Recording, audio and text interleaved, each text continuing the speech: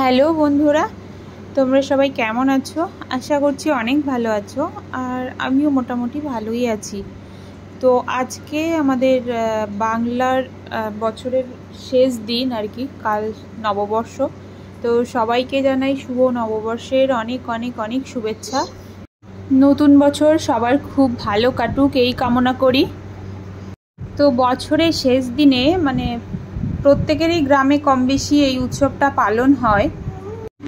তো এটা হচ্ছে চড়ক উৎসব। তো তোমাদের কাদের কাদের গ্রামে এই উৎসবটা পালন হয় অবশ্যই কিন্তু কমেন্ট বক্সে জানিও। তো আমি আগেও অনেকবার দেখেছি, তো ফার্স্ট টাইম তোমাদের সাথে শেয়ার করছি।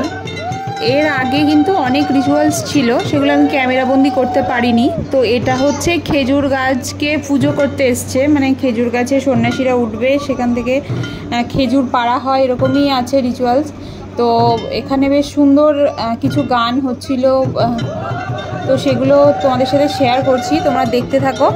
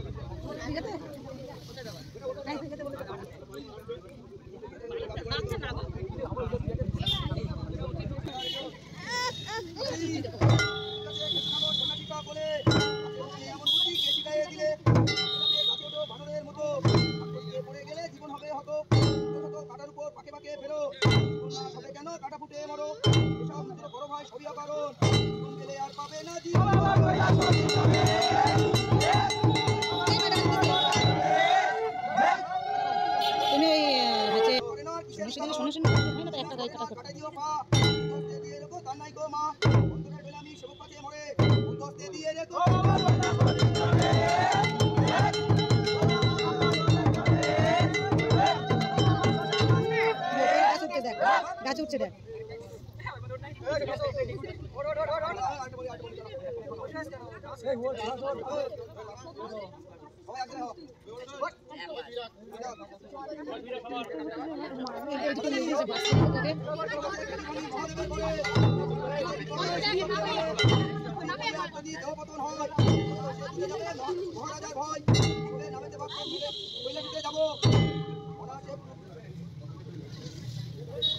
মায়ের কাছে প্রসাদ থেকে খাবো।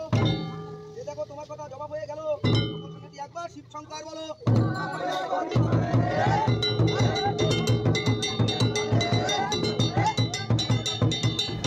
তো এখানে দেখো দু একজন সন্ন্যাসী মানে কিভাবে অন্ধকারের মধ্যে এইভাবে খেজুর গাছে উঠে যাচ্ছে। তো মানে ভাবছিলাম আর কি যে ওদের মানে ভয়টা হয়তো থাকেই না, যেহেতু ভোলে বাবার নামে ওরা আর কি কটা দিন কাটায়। তো পরপর দেখছিলাম যে দু তিনজন উঠলো আর খেজুর ওখান থেকে মানে এক হাতে ওইভাবে ভেঙে ভেঙে নিচে ফেলছিল আর কি। নিচে থেকে যদিও লাইট ফাইট দেওয়া হয়েছিল, কিন্তু তবুও মানে অন্ধকারটা তো ভালোই ছিল। ওপরে যেহেতু সেইভাবে লাইটের ব্যবস্থা না, টর্চ লাইটের আলো আর কীভাবে মানে কতটাই বা আলো করতে পারে, তাই না? তো যাই হোক, মানে সবই হয়তো ভোলে বাবার আশীর্বাদ, সেই জন্য ওদের কোনো কিছুই মানে ক্ষতি হয় না। দেখো জাস্ট মানে কিভাবে এক হাত দিয়ে গাছকে ধরে রেখেছে আর কিভাবে এক হাতে খেজুরটা মানে ছিঁড়ে ছিঁড়ে নিচে ফেলছে। তো সেই খেজুরটা নিয়ে গিয়ে আবার ওদিকে পুজোও হবে। তো দেখছিলাম আর কি, আর নিচে কিছু সন্ন্যাসী আর কি এভাবে গামছা পেতে দিয়ে রেখেছিল যাতে ওর উপরে সে খেজুরগুলো পড়ে।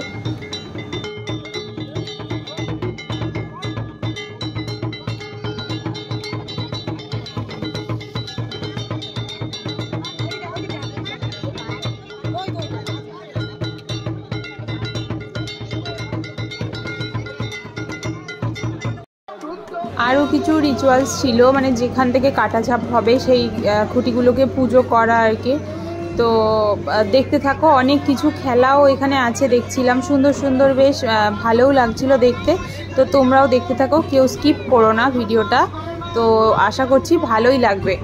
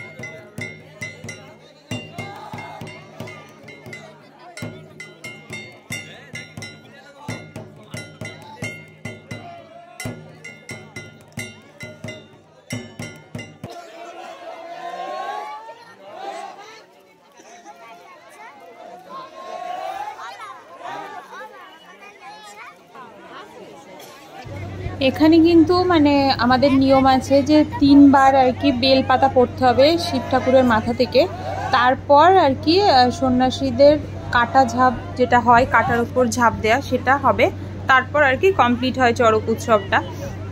তো এখানে সেই বেলপাতা পড়ার মানে পুজো যেটা হচ্ছিল সেটা হয়েও গেছে খুব তাড়াতাড়ি।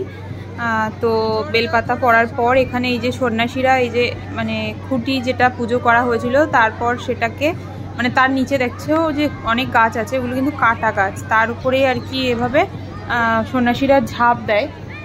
তো জানি না, ভোলে বাবার হয়তো অনেক আশীর্বাদ থাকে, সেই জন্যই আর কি তাদের কিছুই হয় না। তো পিছনে দেখছো যে বিদ্যুৎ চমকাচ্ছে, মানে ওয়েদারটা খুবই খারাপ ছিল, বৃষ্টি হচ্ছিল না কিন্তু প্রচণ্ড মেঘ ডাকছিল, ঝড় টাইপের উঠেছিল। তো যাই হোক, বৃষ্টি আসার আগেই মোটামুটি সুষ্ঠুভাবে অনুষ্ঠানটা কমপ্লিট হয়ে গেছে। তো তোমরা দেখতে থাকো কাটাঝাপ অনুষ্ঠানটা, ভালোই লাগবে বেশ।